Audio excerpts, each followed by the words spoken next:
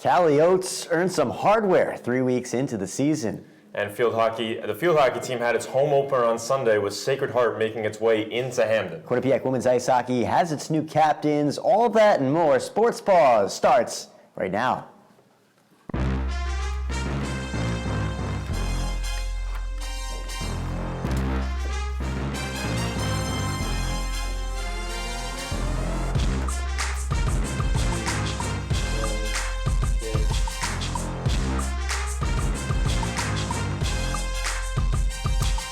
Why, hello everybody, and welcome into another jam-packed episode of Sports Paws. My name's Chris Stacy, joined alongside Brian Schwartz, and we got you covered on Quinnipiac sports for the next half hour. That's right, Chris. We will start with Quinnipiac volleyball.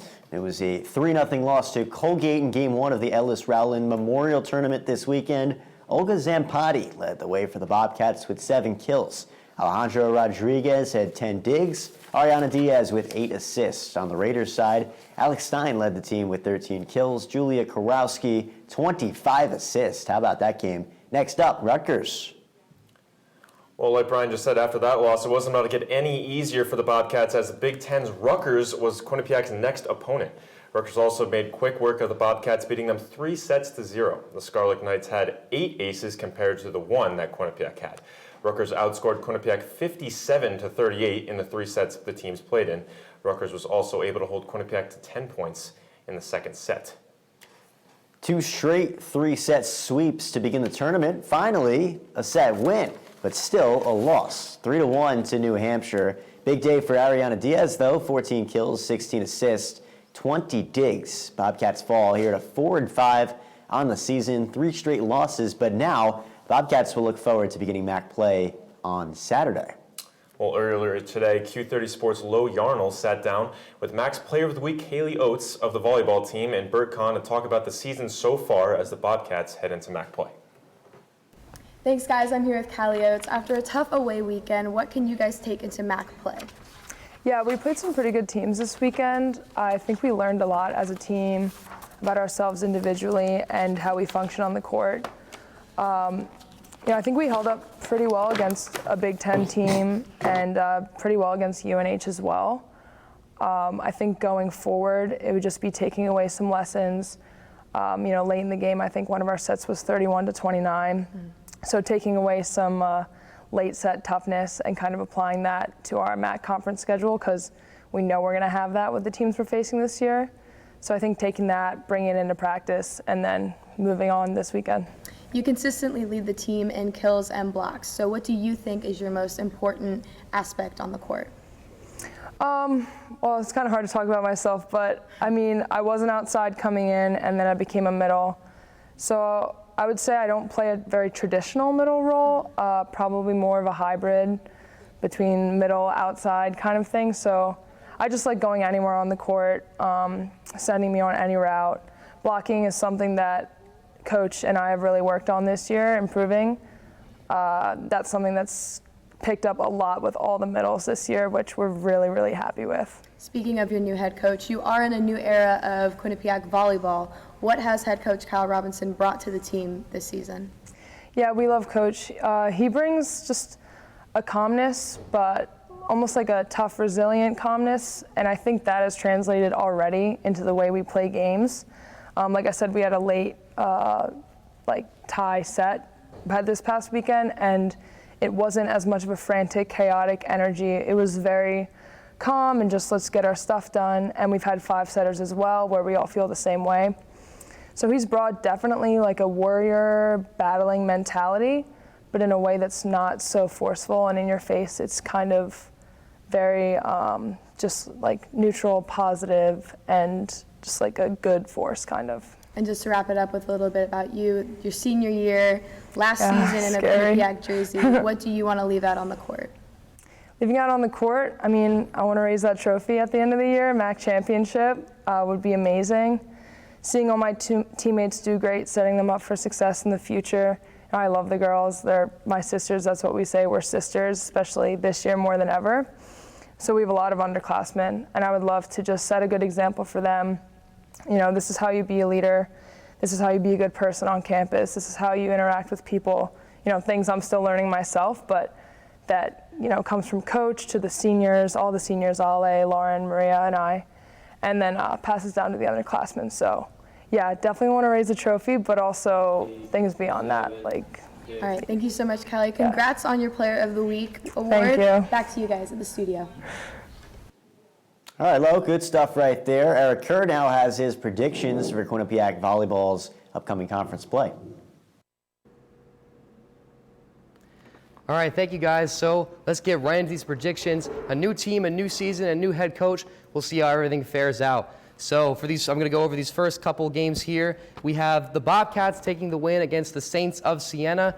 I'll get into that a little later for why I have that prediction. This second match, though, right here is really interesting with the Marist Red Foxes. This one is at Marist, and I think I have the Bobcats taking them out on top here. The reason being is that recently both of these teams played against Colgate. The Bobcats went up to the Ellis Rowland Memorial Tournament to play Colgate. They ended up losing that game in 3 sets, while Marist only lost in 5 sets. So with that in mind, I feel like Marist will have that little home edge. They'll be able to take that matchup against them. We'll hop into the next 2 games here. Fairfield Stags, Quinnipiac Bobcats. I have Quinnipiac taking this matchup. This is also a road game. I'll get into a little later why I have that prediction. And the Gales, this is interesting now. Now, Iona was tops in the MAC last year for volleyball, but I had Iona Quinnipiac coming out on top, and this one, reason being is because of another out-of-conference matchup both these teams played. They both played Seton Hall. The Bobcats beat the Pirates 3-0, while Iona only lost to them 0-3. So that's something to consider, to look at. So that's why I have them coming out on top. So right now, as you can see, the record is 2-2.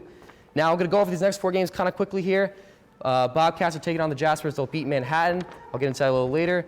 Marist and Quinnipiac, I think I could see that series is definitely a split between both teams. I think they're both evenly matched. These are both home games being wins for each team, so have that there. Ryder, I have the Bobcats coming out on top. Reason being is because you're going to see a lot of road losses here for Quinnipiac because they've had trouble winning on the road last year. I think that trend is going to continue to stay this year. And also St. Peter's, I have Quinnipiac coming out on top as well, again, inside a little later. So about halfway through the season, we're looking at 5-3. So not too bad there, but we're hopping these next couple games here. Next 3, Canisius and Quinnipiac, I have the Golden Griffins coming out on top. I'll explain that a little later as well. Niagara and Quinnipiac, I have the Bobcats taking the first game between those 2.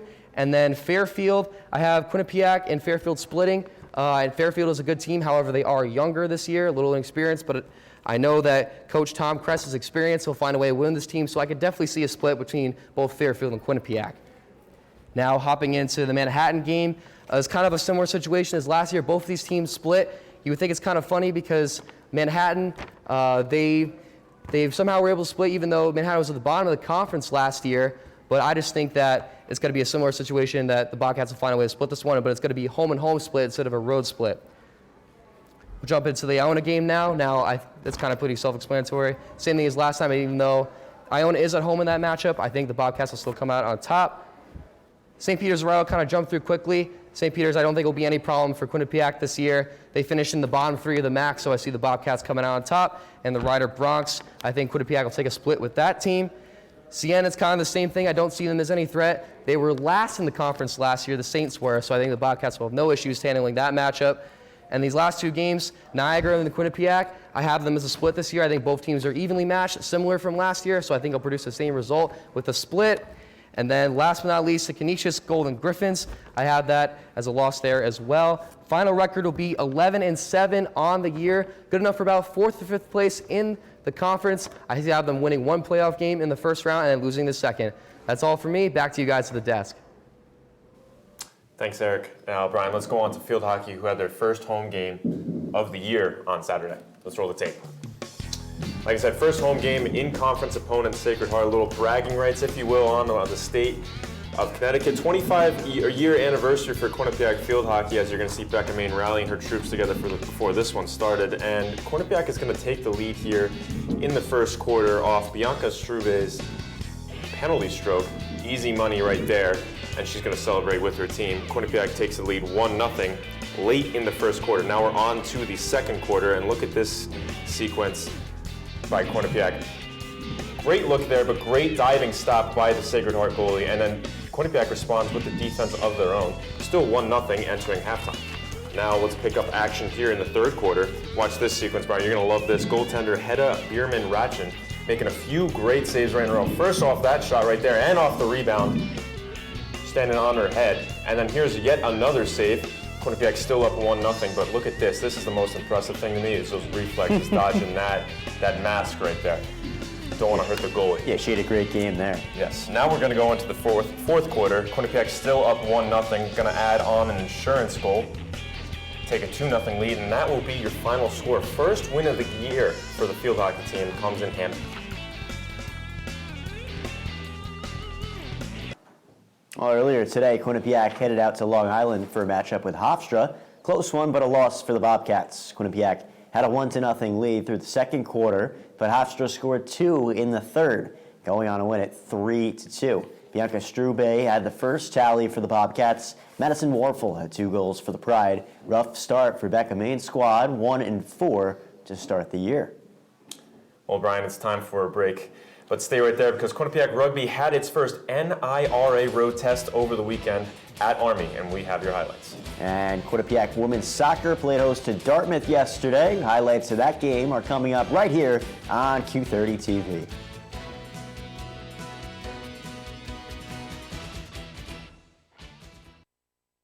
There was an old woman who lived in a shoe. She had so many children, she didn't know what to do.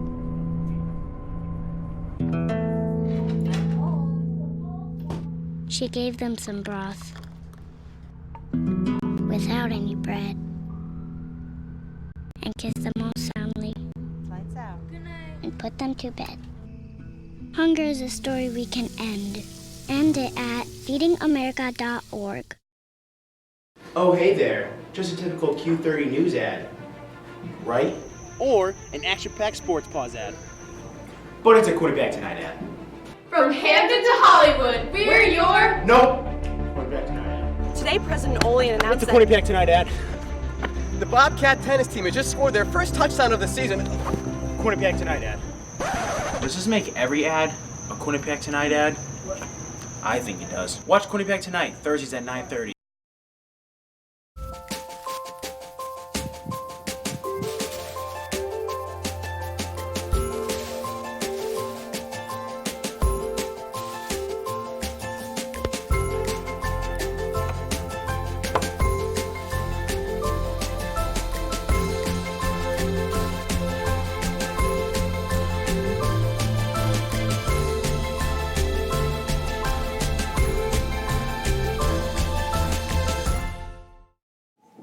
Hey, thanks for sticking with us on Sports Pulse. Welcome back. Quinnipiac women's soccer hosting Dartmouth Sunday. Let's roll the highlights. And at a conference battle between the Bobcats and the Big Green. We'll take it out and start in the first half, where Dartmouth's Allie Winstanley makes a move around Katie Schwartz, then sends a quick pass to Molly McGorsick, who takes a shot snagged by the Bobcats goaltender Olivia Myszewski. Real quick, no relation to Katie Schwartz? No, not at all. Okay. Grace Rourke sends a free kick into the box. Another save by Olivia Myszewski, keeping it scoreless, 0-0. We go to the second half now between the Bobcats and the Big Green. It's another free kick for Grace Rourke. Bounced around before landing at Zoe Bucock's feet, who settles it to Izzy Glennon, takes the shot, scores 1-0 Dartmouth. Still in the second half, Lorna McFarland speeds back Quinnipiac defenders, sends a pass to Izzy Glennon, goes one-on-one with Myszewski, but a nice stop there by the Quinnipiac goalie, keeping it at 1-0. Still in the second half, Myszewski sends this ball to the right of Lauren Azzolino, who dribbles past Quinnipiac's defense, facing Myszewski one-on-one, puts it home, 2-0 Dartmouth. So the Big Green have a lead late in the game. Gretchen Cron crosses it to the box. Taylor Dowdle unable to get a foot on the ball.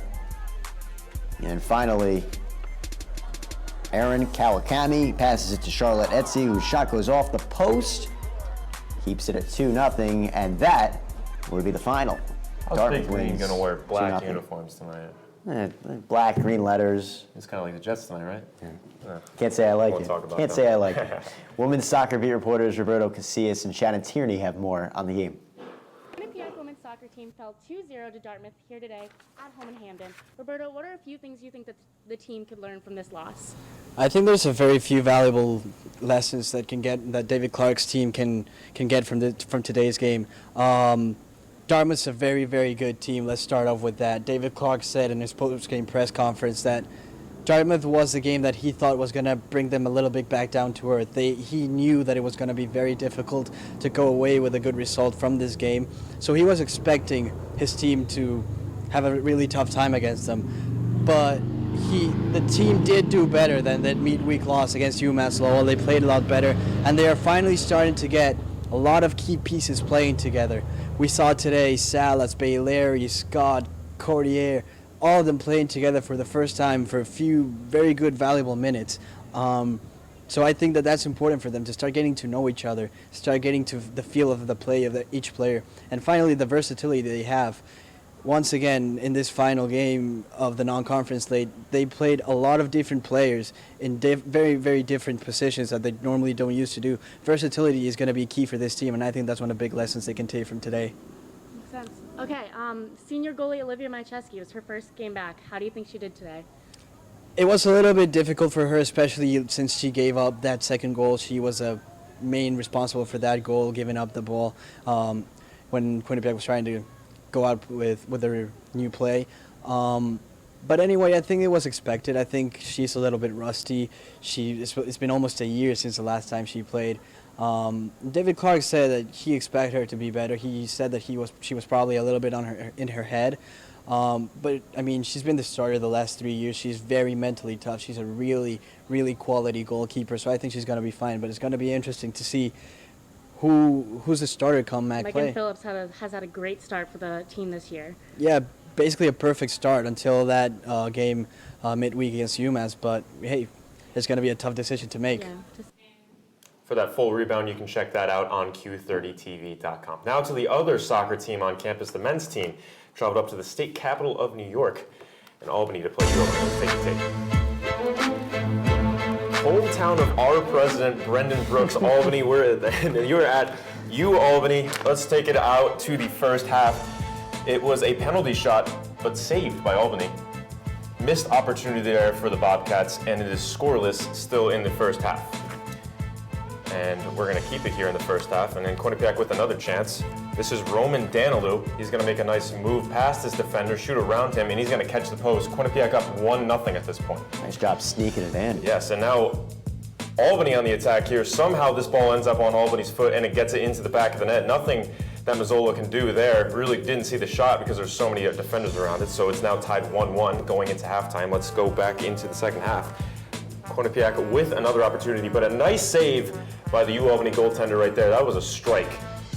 But the UAlbany goaltender standing tall, and now Albany with a chance, but Jared Mazzolo is going to say no, like we're kind of used to here at Quinnipiac, and now Quinnipiac with one more chance, but this one's going to end in a 1-1 draw. All right, rugby time now. The Bobcats headed up to West Point to face Army. It wasn't pretty. 49-0. The final score. Bailey Gable had 5 tries for the Black Knights to lead the way. Army now 2-0 on the season. Quinnipiac falls to 1-2.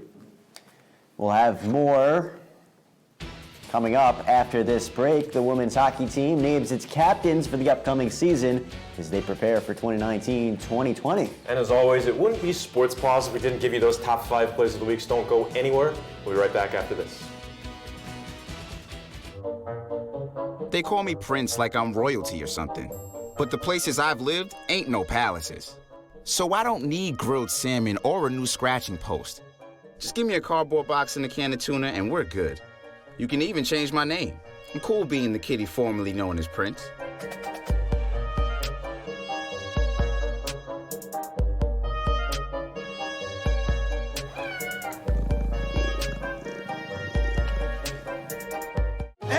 There are amazing things to discover in the forest. Toothless, time to go! What you picking up on, bud? It's a whole hidden world of wonders. And the perfect place to spend time with family. What better place to let your imagination soar? Experience nature and create a memory you can share. Visit discovertheforest.org to find a forest or park near you. Hey, let's check out this park.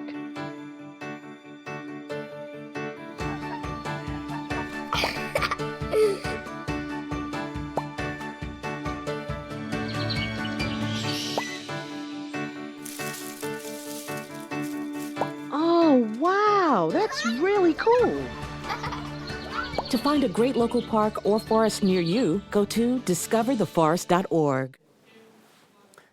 Sports Paws, Quinnipiac women's tennis hosted the Quinnipiac Invitational this past weekend. Andy Williams, Layla Rodriguez, Amy Zamaraya all had wins on day 2 of the tournament, all reaching the semifinal round. Bobcats had 6 day 1 wins. Williams, Jordan, Bradley, Emmy Lindholm, all with their first career victories in Friday's session. Bobcats next head up to West Point for the Army Invitational in 2 weeks. Well, leadership on the ice for the women's hockey team was named by head coach Cass Turner. The co-captains will be seniors Kenzie Prater and Katie Tabin, while the assistant captains will be seniors Abby Ives and Olivia Cognizant. The women's ice hockey team finished with a record of 12, 18, and 6 last season. That's good for a 6th place finish in the ECAC. The Bobcats open up their season September 28th with an exhibition against Ryerson. All right, top 5 plays time. You ready? My favorite time. It's always the favorite time. Let's do it. Top 5 plays of the week. Let's roll at number 5. It's Hedda Bierman-Rotchen from Quinnipiac Field Hockey, stopping the shot by Kelsey Hopkins. Goes to the other side and stops the shot from McKenna Crawford. Let's not forget that dot she had on her teammate's mask. But men's soccer here, Jared Mazzola making a nice diving save. That game ends in a 1-1 draw. Number 3, Izzy Glennon goes one-on-one with Olivia Majszewski, who stops this ball. Quinnipiac would lose, though, 2-0. What a save. Good reaction. Number 2, we're going to go back to men's soccer up in Albany. It's Roman Danilou. You saw it before. Great touch here, makes a move, passes defender, catches the post to go up 1-0. More from this game coming up right now. Well, number 1 play, Henry Wigan shoots it hard, but he makes a good play on the ball. Albany goaltender Hirtgen makes the save. Quinnipiac and Albany tie 1-1. Yes.